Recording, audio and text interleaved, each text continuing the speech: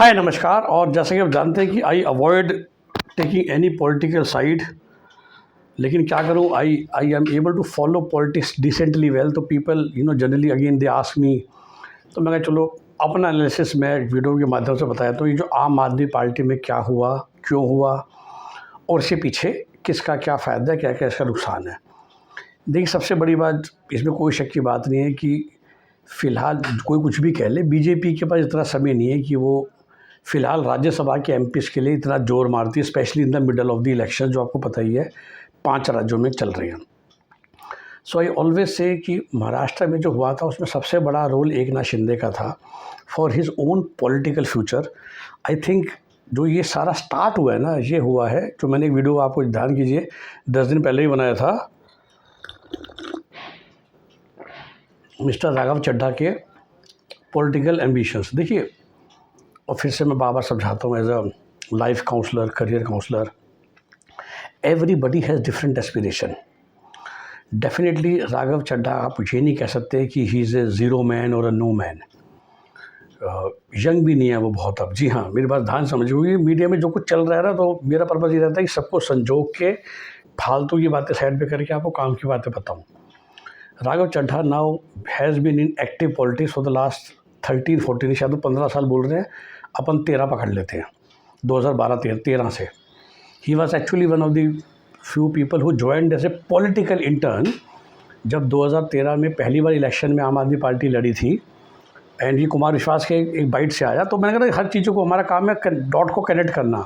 सो 2013 की बाइट से आया कि he actually joined as a political intern as a young है। तो he was not in that Jantar Mantar वाला थिंग। आई थिंक उस आंदोलन के बाद है राघव चड्ढा इन 13, जब पार्टी नई नई बनी थी, but he was not part of Anna आंदोलन, बिल्कुल यंग गाय थे। तो 13 से 26, the guy has given 13 years, right.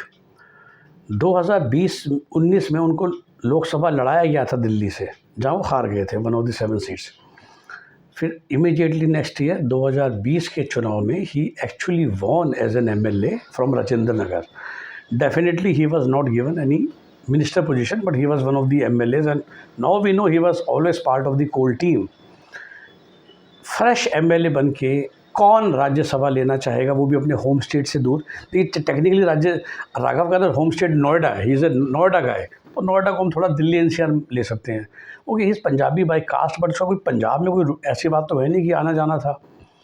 तो कोई कुछ भी बोले, डेफिनेटली जो बातें थी कि he was thrown as a, he was sent there as a super CM, as a super confidant of Arvind Kejriwal, keep an eye and control on Bhagwant Mann and Punjab government, and definitely all the finances that are earned from Punjab. Raghav Chadha was an important person, और 2022 से वो वहाँ पर बिल्कुल काम कर रहे थे, 22 से लेके कम से कम लिखिए 24-25 तक। And he was also involve in choosing this Rajya Sabha candidates. भाई वो तो खुद भी तभी गए थे ना। तो जब राज्यसभा में राघव चड्ढा को भेजा गया, जब पंजाब में एक बार ये लोग जीत गए, और जैसा मैंने आपको रिपीट किया कि ये तो दिल्ली में एमएलए थे, तो एमएलए छोड़ के जैसे पहला मौका लगा, जैसे राज्यसभा की सीटें खाली हुई, इनको पंजाब में भेजा गया एज राज्यसभा मेंबर। ठीक है, तो बिल्कुल आपको मैं बारी बारी, जैसे मैंने कहा, कि बताऊँगा कि तभी टाइम लाइन से ताकि वो समझ में आए। तो राज्यसभा ये वहाँ पर पहुँचते हैं, और इन्होंने एज ए सुपर सीएम, इसमें कोई शक की बात नहीं है, आज कोई कुछ भी बोले, और इन्होंने अपना काम करना शुरू करा। ठीक है, और इनके साथ साथ और भी इन्होंने चुने गए। उसके बाद आप जानते ही हैं कि थोड़ा सा वो चेंज आ गया, कि एक इनके वो जो जीते थे, क्या बोलते हैं, तो he won and he was, but in that time itself he, वो जो एक्साइज केस आ गया, and of course definitely we all can assume कि जब सत्येंद्र जैन, मनीष सिसोदिया, संजय सिंह और अरविंद केजरीवाल का नाम भी उस लिस्ट में था, तो why not Raghav Chadha. I think उस समय राघव चड्ढा टूक a conscious decision to be completely away from these people and at least stop giving abuses to BJP top leadership, और तभी उसने अपनी दूरियाँ बनाई। And he was still acting for public issues, क्योंकि राज्यसभा की सीट तो जस्टिफाई करनी है, बट चूँकि वो बीजेपी को गालियाँ नहीं दे रहे थे। और 2025 में दिक्कत ये हुई कि दिल्ली में जब हारी आम आदमी पार्टी, अरविंद केजरीवाल खाली हो गए तो ही स्टार्टेड, एक्चुअली सारे खाली हो गए, सारे हार गए ये तीनों, तो इन तीनों का पूरा फोकस हो गया पंजाब पे। तो पंजाब में फिर वो सुपर सीएम का रोल जो राघव कर रहे थे वो फ्री हो गए वहाँ से। No, Raghav is not the guy who can just sit quiet, मतलब he is very rich already, he has lot of money, he has wife with lot of connections, तो you know a routine life बहुत आराम से वो जी सकते हैं। पर यहीं पर मैं वो कह रहा हूँ, तो he is the guy you can match him with Eknath Shinde, with Jyotiraditya Scindia, कि जो ना एम्बिशियस है, जो कुछ आगे बढ़ना चाहते हैं, वो जो फ़िलहाल ठहरा हुआ है उसमें वो स्टे नहीं करना चाहते। तो एकनाथ शिंदे चाहे सीएम से डिप्टी सीएम बन गए बट टॉप पे तो है ना। और Jyotiraditya Scindia right now he is A cabinet minister, अगर कल को कुछ नया स्टेट बन जाए बुंदेलखंड या कुछ उनकी फिट हो जाए तो पता चले ही इज़ अगेन सीएम, जो कांग्रेस में उनको होता दिख नहीं रहा था।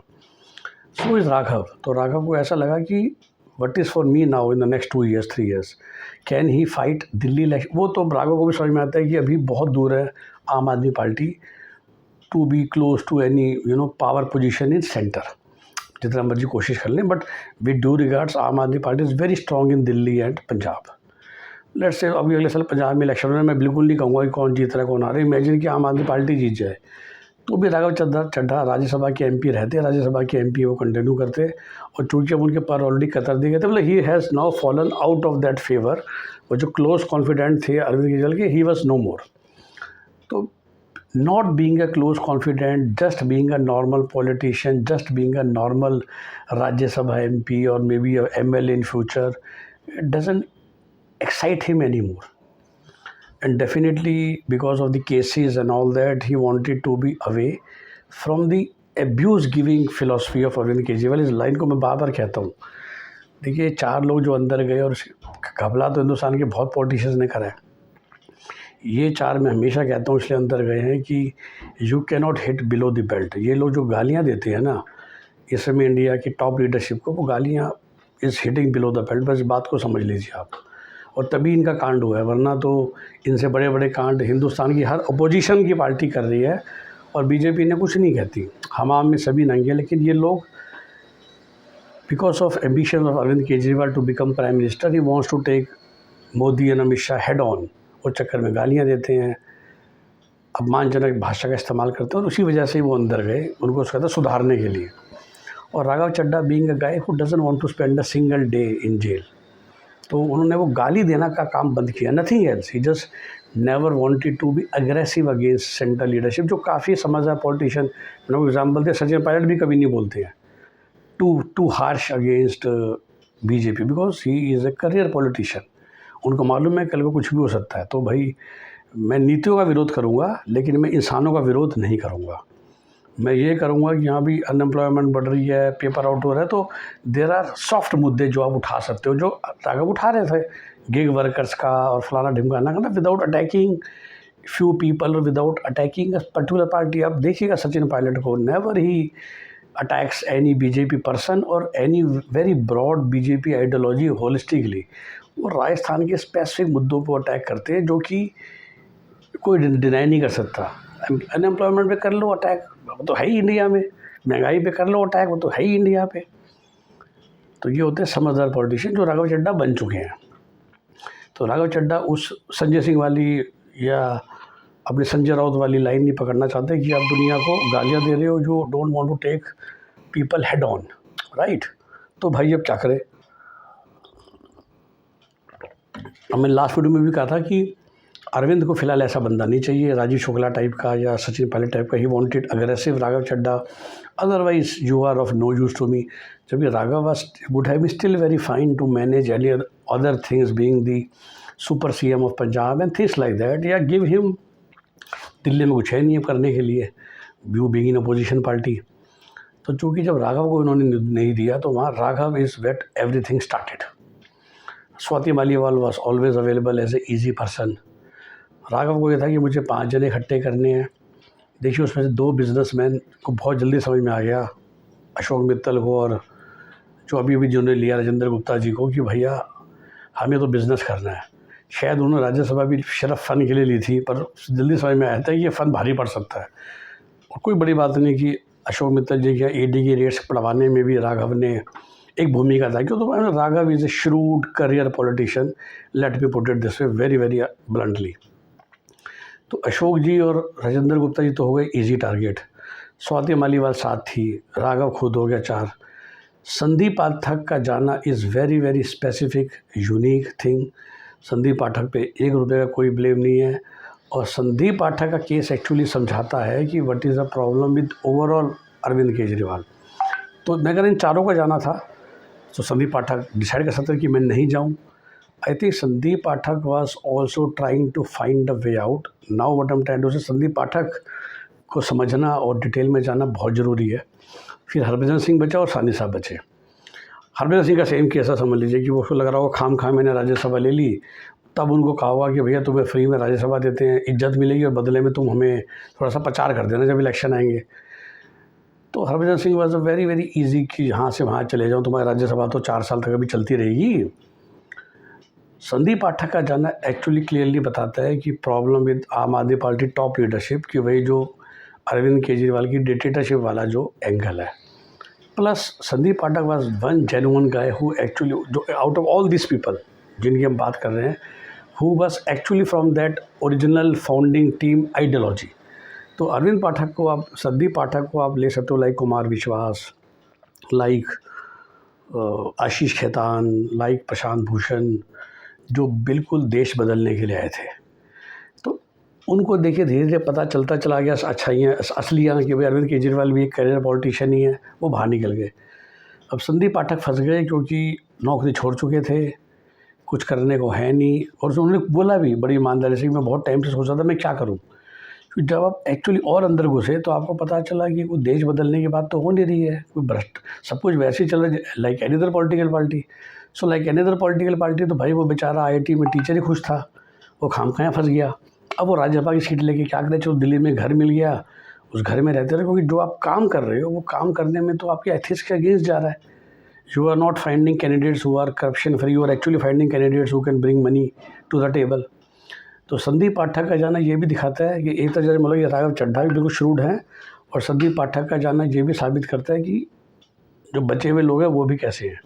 तो वो भी बिल्कुल हार्डकोर पॉलिटिकल पार्टी है अब आम आदमी पार्टी, क्योंकि वो जो 15-20 लोग आए थे जो एक्चुअली कुछ करने आए थे, वो सबके A to Z जा चुकी है, A to Z। उसमें मयंक गांधी को गिन लीजिए, जो भी देखिए, जो 2011 से 14 के लोग ज़रा याद कीजिए, आप कहीं को याद भी नहीं होंगे। कैप्टन गोपीनाथ, पता नहीं किन किन लोगों ने ज्वाइन किया था, तो वो सब जा चुकी हैं। मतलब शायद Sandeep Pathak was the last man from that breed, if you can specify very very clearly, last man जो बिल्कुल उस तबके के लोग थे। तो वो संदीप पाठक और जस्ट राज्यसभा MP, कोई उन्होंने किसी ने नाम भी नहीं सुना, कुछ नहीं करा। Sushil Gupta is already gone out, वो सबको पता है कि कैसे उन्होंने राज्यसभा की सीट खरीदी थी। फिर उन्होंने हरियाणा में पूरा अपना जोर आजमा लिया to become member of parliament. Kurukshetra से उनको सपोर्ट भी मिला कांग्रेस पार्टी की तरफ से, जो लास्ट इलेक्शन जब 9-1 बटा था इंडिया का, जब गठबंधन हुआ था, पर वो हार गए। तो वो पता नहीं आजकल क्या कर रहे हैं। तो all this people are career politician. तो संदीप पाठक का जाना ये भी दिखाता है कि आम आदमी पार्टी का भी जो कोर आइडियोलॉजी है वो ख़त्म हो चुकी है। Now it's just another party जो थोड़ा जनता के लिए काम कर रही है, थोड़ा वोट के लिए, थोड़ा अपने लिए। जो एक और साबित हो गया, अरविंद केजरीवाल जी जब से दिल्ली का बंगला छूटा था तब तक अशोक मित्तल जी के बंगले में रह रहे थे, जो उन्हें दिल्ली में लोकेटेड था।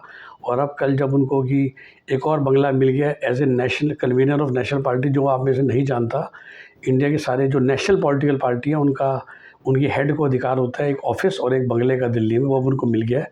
विच मीन्स वो भी अब बंगले टू बंगला ही शिफ्ट हो रहे हैं, he is not going back to flat, right. तो ये भी साबित कर देता है वो जो आम आदमी की फ़िलॉसफी है। और तो संदीप पाठक जैसे लोग उससे खफा हो रहे हैं कि भैया जब यही करना है तो फिर कम से कम let us be at the place जहाँ हम एक्चुअली कुछ कर सकते हैं।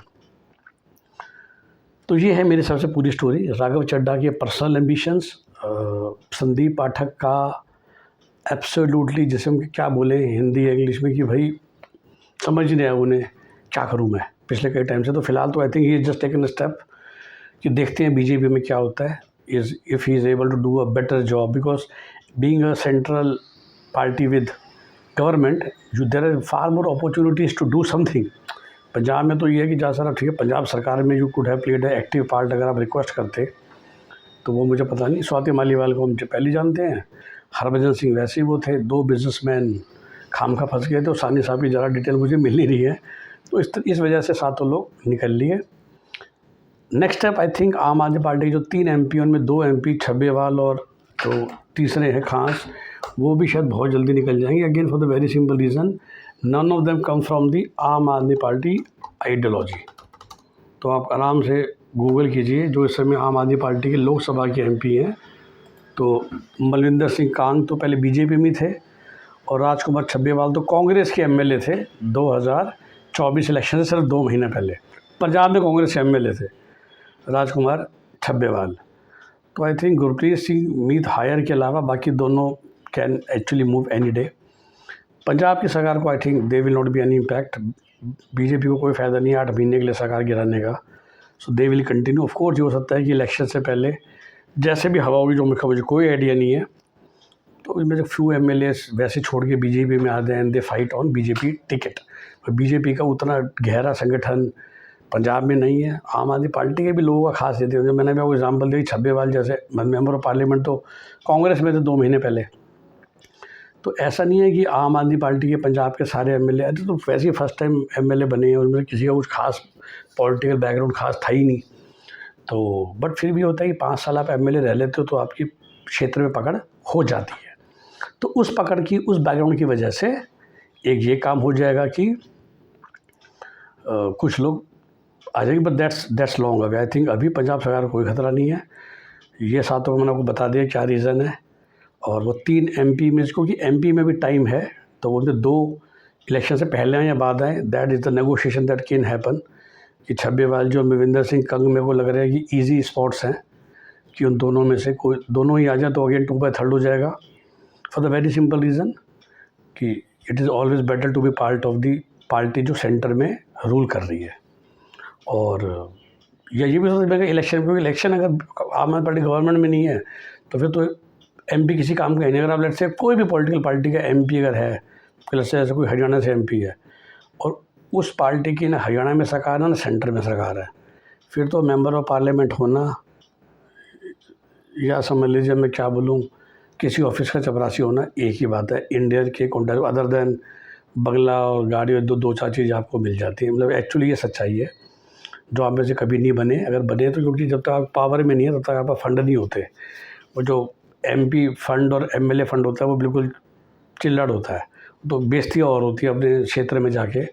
तो MP अगर आप किसी भी जगह से हो और उस स्टेट में या सेंटर में आपकी पार्टी की सरकार नहीं है, तो वो MP होना ना मुसीबत हो जाती है। आप मतलब अपने घर के सामने सड़क पे ठीक से चल भी नहीं सकते, लोग जूते मारते हैं, हंसते हैं। तो ये सच्चाई है। तो शायद ये दोनों लोग वो देखेंगे कि भैया हमारी सरकार अगर आ गई सो दे विल स्टे। लेकिन बीजेपी भी बोलेगी कि भैया अगर तुम्हें हमारे पास आना है तो पहले आओ, क्योंकि इलेक्शन से पहले आओगे तो तुम दोनों भी तो हमें जितवाने में मदद करोगे। ये थोड़ी कि जब हम जीत गए तब आओगे। तो ये हमेशा होता है ना, politician has to face the dilemma कि दोनों अभी डायलेमा में होंगे कि भाई इलेक्शन से पहले जाएँ, और बाई चांस आम आदमी पार्टी दोबारा आ गई तो फिर भी तुम्हारा ये हो जाएगा कि तुम, चूँकि सेंटर में बीजेपी रहेगी 2 साल अभी 2029 तक, तो तुम्हारे ब्रॉड काम सेंट्रल फंड से हो जाएंगे। अगर पंजाब में ना भी यही सरकार, तो I think these 2 people will also move very fast from Lok Sabha, and then holistically they will all try to get some better results for Punjab, for Bharatiya Janata party. कैसा लगा ये आपको एनालिसिस? कमेंट में डालिए। Have a nice day, bye bye, take care.